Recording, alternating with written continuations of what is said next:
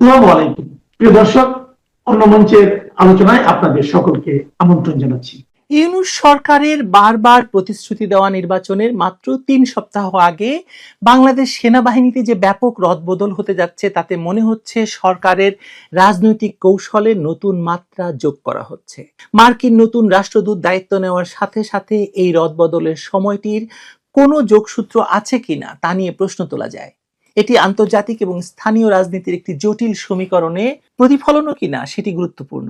বিশেষ করে ভারতীয় সেনাপ্রধান যখন দাবি করেছেন যে তিনি বাংলাদেশের সেনাপ্রধানের সঙ্গে যোগাযোগ রাখছেন, তখন এসব প্রশ্ন ওঠা তো স্বাভাবিক যে এই রদবদলের মাধ্যমে সেনাপ্রধান ওয়াকারুজ্জামানকে সঙ্গীহীন করে ফেলা হলো কিনা। সেনাপ্রধান ওয়াকারুজ্জামান নির্বাচনের আগে সব স্তরের কর্মকর্তাদের যখন নির্দেশ দিচ্ছে নিরপেক্ষ থাকতে, ঠিক সেই দিন তার ঘনিষ্ঠ জেনারেলদের বিদায়ের ফাইল সই হচ্ছে।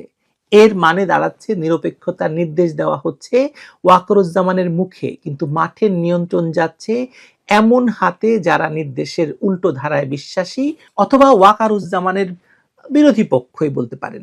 এই যে দ্বৈততা ভোটের দিন বড় বিপদ ডেকে আনতে পারে। যদি কোনো কেন্দ্রে সেনা ঢোকার দরকার হয়, তখন কোয়ার্টার মাস্টার জেনারেল পদে থাকা মাইনুর রহমান, যিনি পেশাদার এবং নিরপেক্ষ সুনাম রাখেন বলে বলা হচ্ছে, তাকে হয়তো বলা হবে তুমি থাকো ছাউনিতে, মাঠে যাবে না। আর মাঠে নামবে সেই বাহিনী যারা পাকিস্তানি মডেল সিভিল মিলিটারি রিলেশনের কথা শুনে অভ্যস্ত।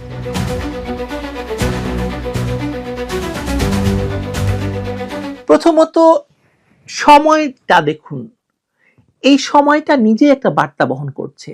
নির্বাচন ঘনিয়ে আসতেই সিজিএস এবং এনডিসি কমান্ড্যান্ট পর্যায়ের দুজন লেফটেন্যান্ট জেনারেলকে অবসরকালীন ছুটিতে পাঠানোর কথাটি সামনে এসেছে, যারা বর্তমান সেনাপ্রধানের বা ওয়াকারুজ্জামানের ঘনিষ্ঠ বলে পরিচিত। এ ধরনের পদক্ষেপ সাধারণত দুইটি সংকেত দেয়: এক, বিকল্প ক্ষমতা কেন্দ্রের আশঙ্কা দূর করা; দুই, সেনাবাহিনীর কার্যকরী শৃঙ্খলাকে একটি নির্দিষ্ট চ্যানেলে নিয়ে আসা, একক বার্তা নির্দেশ করা। নির্বাচনী নিরাপত্তায় সেনাবাহিনীকে যেভাবেই ব্যবহার করা হোক, পোলিং সেন্টারের ভেতরে বা বাইরে চেইন অফ কমান্ডের বিভ্রান্তি বা দ্বৈত রেসপন্স চেইন রোধ করা বর্তমান রাজনৈতিক মুহূর্তে যে কারো অগ্রাধিকার হবে। ফলে সিজিএস এর মতো অপারেশনাল মস্তিষ্কের পদে রদবদল, পিএসওর মতো আন্তঃবাহিনী সমন্বয় এবং কৌশলগত ক্রয় সংক্রান্ত প্রভাবশালী পজিশনে নতুন মুখ আনা, আর কিউএমজির চেয়ার বদল, সব মিলিয়ে এটি কেবল রুটিন বদলি নয়, নিশ্চিতভাবেই নয়, বরং অপারেশনাল লিভারগুলোর পুনর্বিন্যাস। সেনাপ্রধান জেনারেল ওয়াকারুজ্জামানের ঘনিষ্ঠ হিসাবে পরিচিত chief of general staff lieutenant general Mizanur Rahman Shamim এবং ন্যাশনাল ডিফেন্স কলেজের commandant lieutenant general Mohammad Shahinul হককে অবসরকালীন ছুটিতে পাঠানো হচ্ছে। উল্লেখ্য, দুজনেই 5 আগস্টের পর পদোন্নতি পেয়েছিলেন। এই সিদ্ধান্ত স্পষ্টভাবে ইঙ্গিত দিচ্ছে যে ক্ষমতাসীন সরকার সেনাবাহিনীর কমান্ড স্ট্রাকচার নিয়ে নতুন করে ভাবছে এবং নিরাপত্তা উপদেষ্টা রজার খলিল এখানে বড় ধরনের ভূমিকা পালন করছে। Lieutenant general S M Kamrul হাসানকে নতুন চিফ অফ জেনারেল স্টাফ হিসেবে নিয়োগ দেওয়ার সিদ্ধান্তটি বিশেষভাবে তাৎপর্যপূর্ণ। তার পাকিস্তান সেনাবাহিনীর সাথে নিবিড় যোগাযোগ এবং 5 আগস্টের পর পাকিস্তানি উচ্চপদস্থ কর্মকর্তাদের সঙ্গে একাধিক বৈঠক এবং তার পাকিস্তানে যাওয়া, তাদের পাকিস্তান থেকে বাংলাদেশে আসা, এসবের জন্য তিনি খুব আলোচিত। এমন একজনকে গুরুত্বপূর্ণ পদে নিয়োগ দেওয়ার অর্থ হলো বাংলাদেশের নিরাপত্তা নীতিতে নতুন মাত্রা যোগ করা। আরও উদ্বেগজনক হলো লেফটেন্যান্ট জেনারেল মোহাম্মদ ফয়জুর রহমানকে সশস্ত্র বাহিনী বিভাগের প্রিন্সিপাল স্টাফ অফিসার হিসেবে নিয়োগের পরিকল্পনা। তিনি কট্টর জামাতপন্থী হিসাবে এবং উগ্রবাদী হিসাবে বাহিনীতে পরিচিত এবং পাকিস্তান সেনাবাহিনীর ঊর্ধ্বস্তরেও তার ঘনিষ্ঠ যোগাযোগ রয়েছে, যেমনটি রয়েছেন কামরুলের। এই নিয়োগ বাংলাদেশের ধর্মনিরপেক্ষ চরিত্র এবং মুক্তিযুদ্ধের চেতনার সাথে সাংঘর্ষিক। মজার ব্যাপার হলো, ঠিক এই সময়েই ঢাকায় মার্কিন সেনাবাহিনীর দুটি দল অবস্থান করছে। একটি দল ঢাকা ত্যাগ করবে শিগগিরই বা করেছে ইতিমধ্যেই, আর অপর দলটি টাইগার লাইটনিং এক্সারসাইজ 2026-এর প্রাথমিক পরিকল্পনা নিয়ে কাজ করছে। এই সামরিক কূটনীতি এবং সেনাবাহিনীর রদবদলের সমসাময়িকতা নিছক কাকতালীয় নয়, এগুলো সব সম্পর্কিত। জামায়াত ইসলামীর নায়েবে আমির ডক্টর আব্দুল্লাহর বক্তব্য আরো স্পষ্ট করে দেয় যে রাজনৈতিক খেলাটি আসলে কতটা গভীরে। তিনি সেনাবাহিনী সহ আইন শৃঙ্খলা বাহিনীকে ভোট কেন্দ্রে প্রবেশ করতে না দেওয়ার কথা বলেছেন। এই বক্তব্য প্রমাণ করে যে জামায়াত নির্বাচনী পরিবেশ নিয়ন্ত্রণে রাখতে চায় এবং সেনাবাহিনীর ভূমিকা সীমিত করতে আগ্রহী। সেনাপ্রধান ইতোমধ্যে নির্বাচন বিষয়ে সেনা সদস্যদের নির্দেশনা দিয়েছেন, কিন্তু জামায়াতের এই অবস্থান সেনাবাহিনী এবং রাজনৈতিক শক্তির মধ্যে একটি দ্বন্দ্বের ইঙ্গিত দিচ্ছে। এই পরিস্থিতিতে সেনাবাহিনীর রদবদল নির্বাচনী কৌশলের একটি অংশ হয়ে উঠেছে। ডক্টর মোহাম্মদ ইউনূসের অন্তর্বর্তীকালীন সরকার সেনাবাহিনী নিয়ে যে চূড়ান্ত খেলা খেলছে তার উদ্দেশ্য স্পষ্ট। নির্বাচনের আগে নিজেদের অনুকূল সেনাবাহিনীর কমান্ড স্ট্রাকচার পরিবর্তন করে একটি নিয়ন্ত্রিত রাজনৈতিক পরিবেশ সৃষ্টি করা। পাকিস্তানপন্থী এবং জামায়াত ঘেঁষা কর্মকর্তাদের গুরুত্বপূর্ণ পদে বসানোর মাধ্যমে তারা ভবিষ্যৎ রাজনৈতিক সমীকরণে নিজেদের অবস্থান শক্তিশালী করতে চাইছে। এই রদবদল শুধু সেনাবাহিনীর অভ্যন্তরীণ ব্যাপার নয়, বরং বাংলাদেশের ভবিষ্যৎ রাজনৈতিক দিক নির্দেশনার সাথেও জড়িত। যে দেশের জন্ম হয়েছিল ধর্মনিরপেক্ষতা এবং গণতন্ত্রের আদর্শে, সেই দেশের সেনাবাহিনীতে মৌলবাদী এবং পাকিস্তানপন্থী কর্মকর্তাদের প্রভাব বৃদ্ধি পাওয়া একটি বিপজ্জনক সংকেত। নির্বাচনের মাত্র 3 সপ্তাহ আগে এই খেলা বাংলাদেশের গণতান্ত্রিক ভবিষ্যতের জন্য অশুভ ইঙ্গিত। চিফ অব জেনারেল স্টাফ হতে যাওয়া এস.এম. কামরুল হাসানের পাকিস্তানি সেনা কর্মকর্তাদের সঙ্গে বৈঠকের ছবি অনেকদিন যাবৎ সামাজিক যোগাযোগ মাধ্যমে ঘুরেছে, যেখানে তিনি নিজেকে পুরনো বন্ধু হিসাবে পরিচয় দেন। একইভাবে সশস্ত্র বাহিনী বিভাগের নতুন প্রিন্সিপাল স্টাফ অফিসার হতে যাওয়া ফয়জুর রহমানের বিরুদ্ধে দীর্ঘদিনের অভিযোগ তিনি জামায়াতের রাজনৈতিক আদর্শের ক্যারিয়ার সেনা অফিসার, যিনি 13 হেফাজত আন্দোলনের সময় সেনা ছাউনির ভেতর বিশেষ ধর্মীয় আলোচনা আয়োজন করে সমালোচনায় আসেন বা আলোচনায় আসেন। তাকে পিএসও বানিয়ে সামরিক সচিবালয়ের নিয়ন্ত্রণ দেওয়া মানে সেনাবাহিনীর প্রশাসনিক ফাইল থেকে শুরু করে অস্ত্র ক্রয় বিক্রয়ের চাবি এখন পুরোপুরি একটি পাকিস্তানি অনুকূল এবং জামায়াত সমর্থক জোটের হাতে চলে যাওয়া। এই রদবদলের সময়টা বেছে নেওয়া হয়েছে ইচ্ছাকৃতভাবে। এই উপস্থিতি শুধু যৌথ মহড়ার প্রস্তুতি নয়, এটি একটি সিগন্যাল। যুক্তরাষ্ট্র জানতে চায় বাংলাদেশের সেনাবাহিনীর ভেতর কোন পক্ষ কতটা শক্তিশালী। ডক্টর ইউনূসের অন্তর্বর্তী সরকার যখন বলছে নির্বাচন সুষ্ঠু হবে, তখন সেনাবাহিনীর ভেতরে এই পাকিস্তানি অনুকূল জেনারেলদের বড় পদে বসিয়ে দিলে ভোটের দিন সেনা মোতায়েনের রূপরেখা কার হাতে থাকবে তা নিয়ে প্রশ্ন উঠেছে। জামায়াতের নায়েবে আমির ডক্টর তাহের যে কথা বলেইছেন ইতিমধ্যে যে সেনাবাহিনীকে ঢুকতে দেওয়া হবে না। যদি ধরুন কামরুল হাসানের কথা আমরা ধরি, কামরুল হাসান যদি সিজিএস হন, তিনি সরাসরি যুক্তরাষ্ট্র, চীন এবং তুরস্কের সঙ্গে অস্ত্র চুক্তি সমন্বয় করবেন। কিন্তু পাকিস্তানের সঙ্গে তার ঘনিষ্ঠতার কারণে একটি সম্ভাবনা তৈরি হয়েছে যে বাংলাদেশ হয়তো আবারও পাকিস্তানের কাছ থেকে MB2 ট্যাঙ্ক বা LOL এর মতো পুরনো প্ল্যাটফর্ম কিনতে যাচ্ছে, যাতে করে পাকিস্তানের সামরিক শিল্প বাঁচে এবং বাংলাদেশের সামরিক বাহিনীর লজিস্টিক পুরোপুরি পাক অনুকূল একটি সিন্ডিকেটের হাতে চলে যায়। ফয়জুর রহমান পিএসও হলে এই সিন্ডিকেটের নিয়ন্ত্রণ আরো শক্ত হবে, কারণ তিনি সরাসরি বাজেট পরিকল্পনা এবং ক্রয় বিক্রয়ের ফাইল সই করবেন। মানে সেনাবাহিনীর ভেতরে এই যে পাকিস্তানি অনুকূল জেনারেলদের বসিয়ে দেওয়া, ভোটের পরেও একটা ফ্যালব্যাক তৈরি করা, যাতে ভোটের পরে যদি কোনো সরকার আসে তারাও এদের নিয়ন্ত্রণে থাকে। যদি নির্বাচনের ফল কোনো পক্ষ মানতে না চায়, তখন এই জেনারেলরা সামরিক ছাউনি থেকে বার্তা দিতে পারবেন, আমরা আছি, আমাদের ভয় করো। এই বার্তা শুধু রাজনৈতিক দলগুলোর জন্য নয়, যুক্তরাষ্ট্র এবং ভারতের জন্য একটি সতর্ক বার্তা। বাংলাদেশে এখনো পাকিস্তান অনুকূল একটি সামরিক শক্তি জীবিত আছে, তাদের উপেক্ষা করা যাবে না। ভারতের পররাষ্ট্র মন্ত্রণালয় ইতিমধ্যে তাদের সামরিক অ্যাটাশেকে বলেছেন যে কোনো পাকিস্তানি কানেকশনের দিকে নজর রাখতে। চীনও দেখছে যে বাংলাদেশ সেনাবাহিনী যদি আবারও পাকিস্তানি হার্ডওয়্যারের উপর নির্ভর করে, তাহলে বেইজিং, ইসলামাবাদ, ঢাকা একটি নতুন সামরিক ত্রিভুজ তৈরি হতে পারে, যেখানে চীনের বেল্ট অ্যান্ড রোড প্রকল্পের নিরাপত্তা দেবে পাকিস্তান প্রশিক্ষিত বাংলাদেশি জেনারেলরা।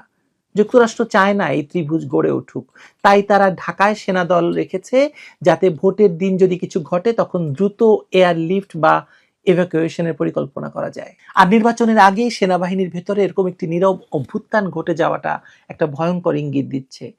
কেউ ট্যাঙ্ক রাস্তায় নামায়নি, কেউ গার্ড অফ অনার দেয়নি, কেবল ফাইল সই হয়েছে, ছুটির আদেশ বেরিয়েছে। কিন্তু এই কাগজের খেলা নির্ধারণ করছে ভোটের দিন কার বন্দুক কোন দিকে তাক করা থাকবে, কার হেলিকপ্টার কোন ছাউনি থেকে উঠবে, আর কার হাতে থাকবে সেই চাবি যা খুলবে ব্যালট বাক্সের পেছনের দরজা। ডক্টর ইউনূস বলছে নির্বাচন হবে, জামায়াত বলছে সেনাবাহিনী কেন্দ্রে ঢুকবে না, আর নতুন জেনারেলরা চুপচাপ বসে আছেন। তারা জানেন খেলার শেষ বাঁশি তারাই বাজাবেন। খেলা জমছে। বাংলাদেশের আন্তর্জাতিক অপরাধ ট্রাইব্যুনাল বা আইসিটিতে বেশ টুইস্ট এবং পাল্টা টুইস্ট ঘটছে। আইসিটির চিফ প্রসিকিউটরের বিশেষ পরামর্শদাতার দায়িত্ব থেকে সরে গেলেন ব্রিটিশ আইনজীবী টবি ক্যাডম্যান। তিনি নিজেই বলছেন সরকারের পক্ষ থেকে তার চুক্তির মেয়াদ বাড়ানোর প্রস্তাব দেওয়া হলেও তিনি তাতে সায় দেননি। যদিও চিফ প্রসিকিউটর তাজুল ইসলামের দাবি ক্যাডম্যান ইস্তফা দেননি, তার চুক্তির মেয়াদ ফুরিয়েছে। কিন্তু চিফ প্রসিকিউটরের এমন দাবির একদিনের মধ্যেই অন্ততপক্ষে দুটি সূত্র থেকে নিশ্চিত হওয়া গেছে ক্যাডম্যানকে চুক্তির মেয়াদ বাড়ানোর প্রস্তাব দেওয়া হয়েছিল বাংলাদেশের অন্তর্বর্তী সরকারের পক্ষ থেকে। তবে ক্যাডম্যান সে প্রস্তাবে না জানিয়ে দিয়েছেন। প্রশ্ন হলো, ক্যাডম্যান যেখানে বলছেন তাকে চুক্তির মেয়াদ বাড়ানোর প্রস্তাব দেওয়া সত্ত্বেও তিনি না করে দিয়েছেন, তাহলে বহু বছর ধরে ক্যাডম্যানের সাথে সুসম্পর্ক থাকা তাজুল ইসলাম কেন ঠিক বিপরীত তথ্য দিচ্ছেন? সংশ্লিষ্টরা বলছেন আইসিটির দেওয়া প্রথম মামলার রায়ের পর মামলার বিচার প্রক্রিয়া নিয়ে দেশ ও দেশের বাইরে যে তীব্র প্রতিক্রিয়া দেখা দিয়েছে তাতে নিজ থেকে সরে যাওয়াকেই শ্রেয় মনে করছেন ব্রিটিশ এই আইনজীবী। এর চেয়ে বড় টুইস্ট হলো, বহুদিন ধরে যুদ্ধাপরাধের মামলাগুলোতে জামাতের নেতাদের পক্ষে এবং তাজুল ইসলামের সাথে কাজ করা আর এক আইনজীবী স্টিফেন কেসি আইসিটিতে আসামি পক্ষের হয়ে মানে তাজুল ইসলামের বিরোধী পক্ষে লড়ার জন্য বাংলাদেশে আসতে চান। অনুমতি চেয়ে তিনি বাংলাদেশের বার কাউন্সিলের কাছে আবেদন করেছেন। যুগোস্লাভিয়ার সাবেক প্রেসিডেন্ট স্লোবাদান মিলোসেভিচের আইনজীবী এই স্টিফেন কেসি আর বসনিয়া হার্জেগোভিনার যুদ্ধাপরাধ ট্রাইব্যুনালের প্রধান প্রসিকিউটর টবি ক্যাডম্যান, যিনি আইসিটি থেকে পদত্যাগ করেছেন, তারা একসাথে 2011 সাল থেকে জামাত নেতাদের পক্ষে মামলা পরিচালনায় তাজুল ইসলামদের সহায়তা করেছিলেন। হঠাৎ এমন টুইস্ট নানা প্রশ্নের জন্ম দিয়েছে, যেটি নিয়ে বাড়ছে কৌতূহল। বিস্তারিত জানতে চলুন যাওয়া যাক বিশ্লেষণে।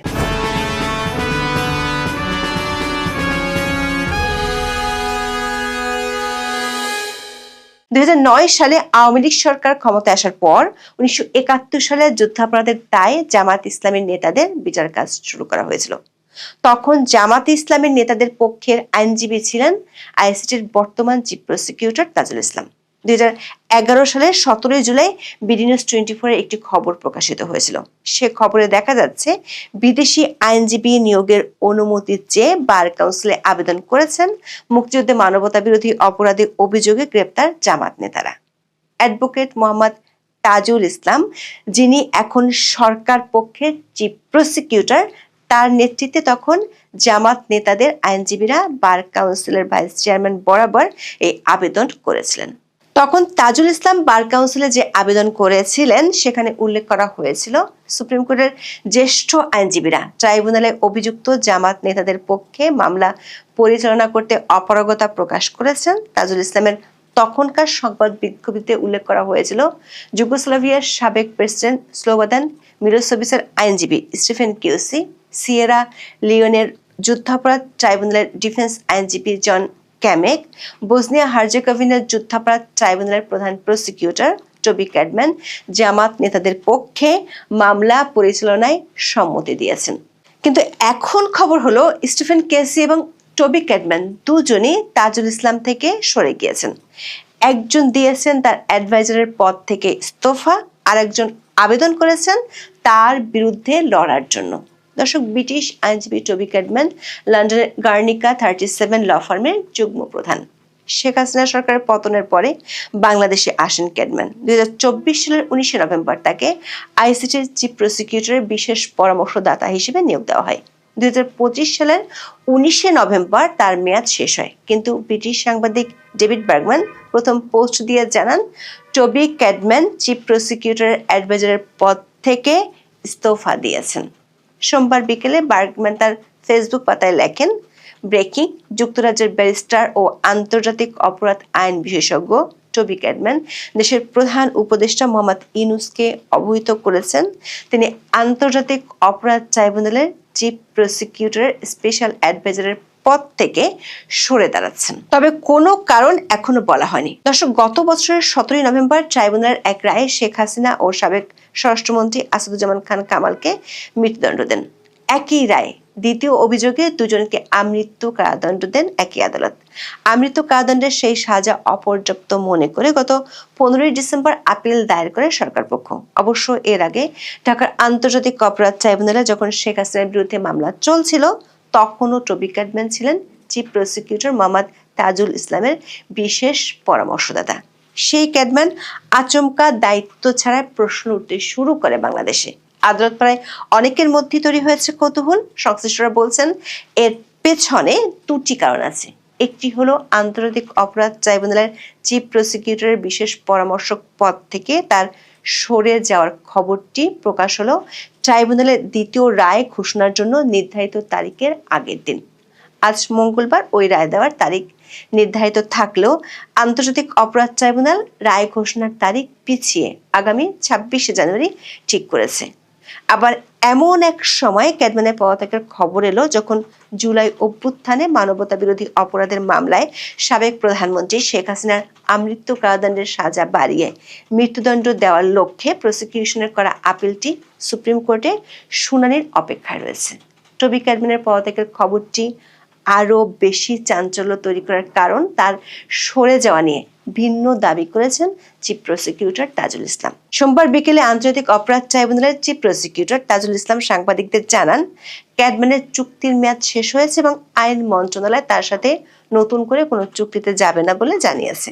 তাজুল ইসলাম বলেন টবি ক্যাডম্যানকে 1 বছরের জন্য নিয়োগ দেওয়া হয়েছিল। সরকার প্রথমে এর মেয়াদ বাড়ানোর চিন্তা ভাবনা করছিল। টবি নিজেও সরকারকে অ্যাপ্রোচ করেছিলেন তিনি এক্সটেনশন বা মেয়াদ বৃদ্ধি চান, কিন্তু ফাইনালি আইন মন্ত্রণালয় চিন্তা করে বলে দিল যে যেহেতু তাদের মেয়াদ মাত্র কয়েকদিন আছে এই মুহূর্তে আর নতুন করে কোনো এগ্রিমেন্ট বা চুক্তিতে যাবে না।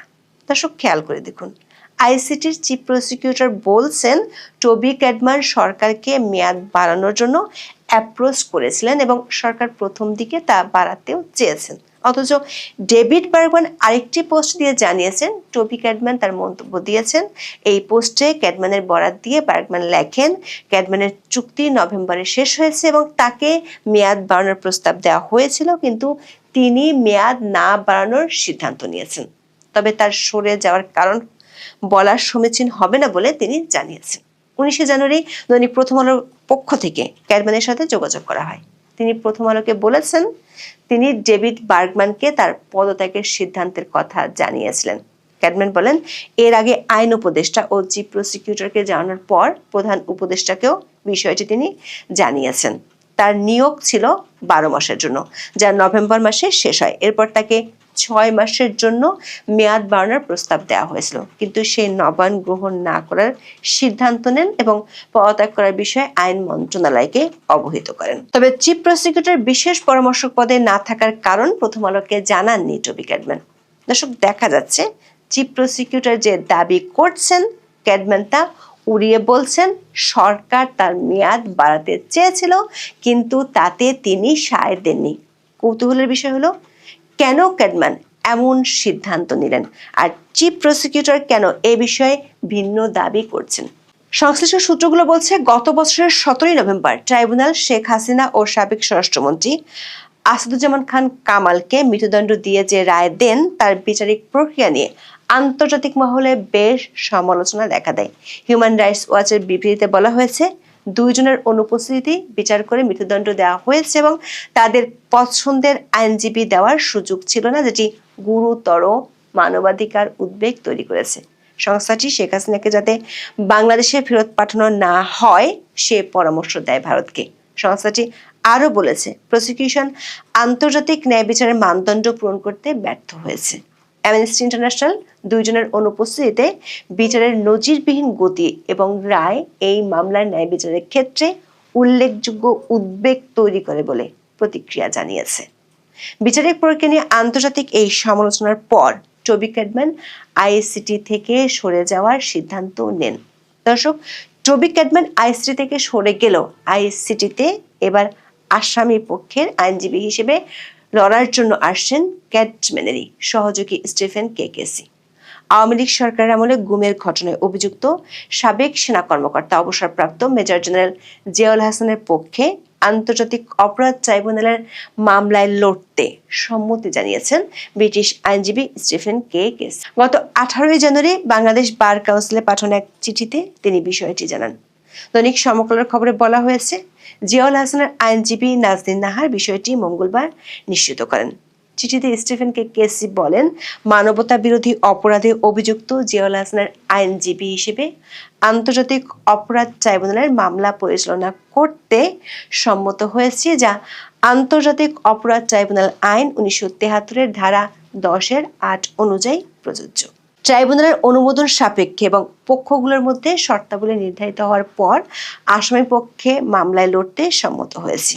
এখন জিয়াউল হাসানের পক্ষে মামলা লড়ার জন্য স্টিফেন কেসি যে চিঠি দিয়েছেন, সে চিঠিতে তিনি লিখেছেন 2010 থেকে 2013 সাল পর্যন্ত 71 মানবতা বিরোধী অপরাধে অভিযুক্ত কয়েকজন আসামির আইনজীবী হিসেবে ট্রাইব্যুনালের বিচারিক কার্যক্রমে যুক্ত ছিলেন। সে কারণে ট্রাইব্যুনালের আইন ও বিধিবিধান সম্পর্কে তিনি জানেন। মানে ওই সময়ে যিনি তাজুল ইসলামের সহযোগী হিসেবে কাজ করেছেন, অনুমতি মিললে কিছুদিনের মধ্যে তাজুল ইসলামের বিরোধী পক্ষ হয়ে লড়তে শুরু করবেন। দর্শক, দেখা যাচ্ছে এক সময় জামাত ইসলামের আইনজীবী, বিশেষ করে বর্তমান চিফ প্রসিকিউটরের সাথে যেসব বিদেশি আইনজীবীর ভালো সম্পর্ক ছিল, তারা এখন হয় তার থেকে সরে যাচ্ছেন অথবা বর্তমান বিরোধী শিবিরে যোগ দিচ্ছেন। বিষয়টি আদালত পাড়ায় বেশ কৌতূহলের জন্ম দিয়েছে। অবশ্য আইনজীবীরা বলছেন, এখনো আইসিটিতে পেন্ডিং আছে এমন অনেক যুদ্ধাপরাধ মামলার আইনজীবী ছিলেন চিফ প্রসিকিউটর সহ বর্তমান প্রসিকিউশন বিভাগের অনেকেই।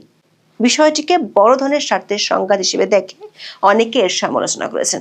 অন্তর্বর্তী সরকার অবশ্য তাতে কর্ণপাত করেননি। আইনজীবীরা বলছেন, স্টিফেন কেসিকে বার কাউন্সিল অনুমতি দিবে কিনা সেটি এখন দেখার বিষয়। রাজনৈতিক প্রভাবে যদি অনুমতি দেওয়া না হয়, তাহলে বিষয়টি নিয়ে অতীতের সরকার মতোই বড় ধরনের সমালোচনার মুখে পড়তে পারে অন্তর্বর্তী সরকার, যেটি বর্তমান বিচার প্রক্রিয়াকে আরো প্রশ্নবিদ্ধ করবে, এমনটাই মনে করেন আইনজীবীরা। এখন এ পর্যন্ত। সবাই ভালো থাকুন, সুস্থ থাকুন।